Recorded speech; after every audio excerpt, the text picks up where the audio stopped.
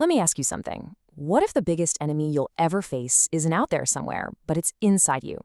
A part of you that, believe it or not, wants to sabotage everything you're trying to build.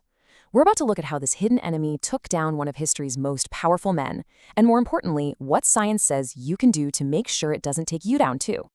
You tell yourself, okay, this is the last time, for real. You promise that tomorrow things will be different. But then tomorrow comes and you're right back in the same exact spot. It almost feels like someone else is pulling the strings, doesn't it? Like there's a saboteur living inside your own head.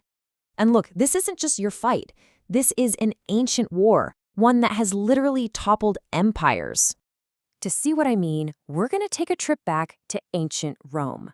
This is a terrifying cautionary tale about a guy who had the world at his feet, but threw it all away because he couldn't control himself. Okay, so meet Emperor Nero. He comes into power at just 16 years old, and at first he's actually a pretty decent ruler. But then he meets a woman named Poppaea Sabina. His obsession with her completely consumes him. He starts seeing his own mother, Agrippina, as an obstacle. After a botched attempt to kill her on a collapsing boat, he just sends assassins to finish the job. Then he gets rid of his wife so he can marry Sabina.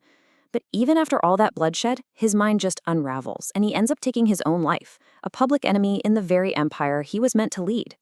So how did this spiral start? It started with a whisper. Sabina was a master manipulator. She played on his ego, planting this idea in his head that as long as his mother was around, he wasn't a real emperor. He wasn't truly free.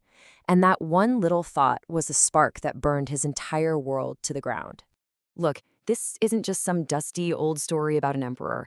It's the story of every single one of us who's ever been ruled by our own desires. It's that feeling of wanting to stop, but being completely powerless to resist the urge. And here's the absolute key to all of this.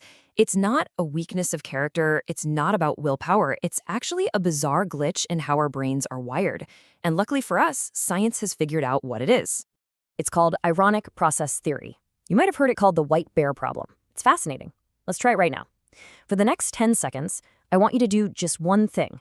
Do not think about a white bear. Don't picture its white fur. Don't think about polarized caps. Nothing. Ready? Go. So, what are you thinking about?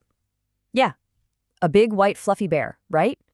The very act of trying not to think about something forces you to think about it.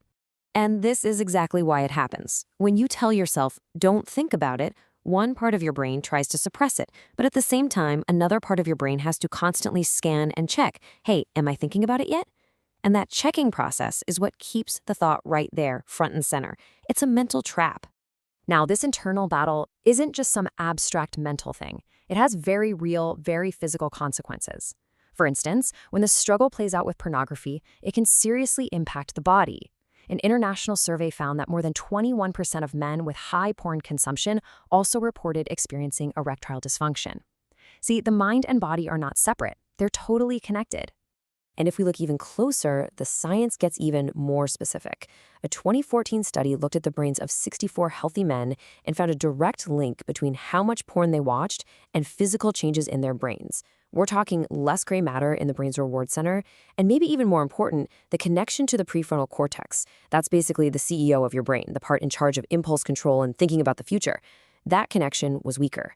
So this habit can literally weaken the part of your brain that you need to resist temptation. So if fighting your urges just makes them stronger, what on earth are you supposed to do? Well, you need a totally new strategy. One that's based on science, not shame.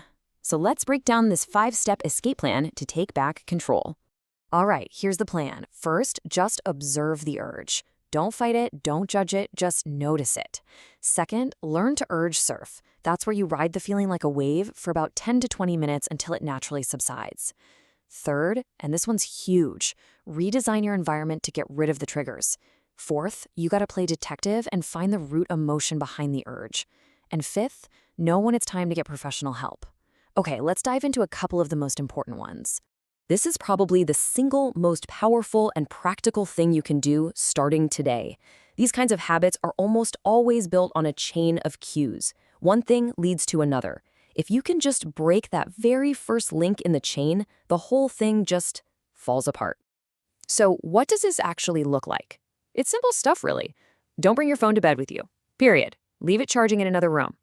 Go into your settings and turn off notifications for those apps that you know are triggers. And if you know the urge usually hits you late at night, make a new plan. The moment you feel it, you get up and go for a walk. You're creating a new pattern. All right, time to put on your detective hat again, because a lot of the time, the urge you feel is just a smokescreen for something deeper. What you think you want often has nothing to do with what you actually need. So ask yourself, when does this urge show up? Is it right after a super stressful day at work? Is it when you're home alone and feeling bored or lonely? For so many people, this has nothing to do with desire and everything to do with coping. It's a distraction from a feeling you'd rather not face. And once you identify that real problem, well, now you've got something you can actually solve. And finally, this is so important. If you feel like you've tried all of this and you're still completely out of control, it might be more than just about habit. It is time to stop blaming yourself. The World Health Organization has an official diagnosis called compulsive sexual behavior disorder. It's for people who feel these intense, repetitive urges that they simply can't control to the point where it's seriously damaging their lives. This is not a moral failing. It's a clinical condition. And just like any other medical issue, it deserves to be treated with professional help without any shame attached. So, I want to leave you with a new question. The next time that urge hits, instead of asking, "How do I stop this?" try asking, "What is this urge trying to solve for me?" When you can look past the behavior and see the feeling underneath it, that, my friends, is where you'll find your way to real freedom.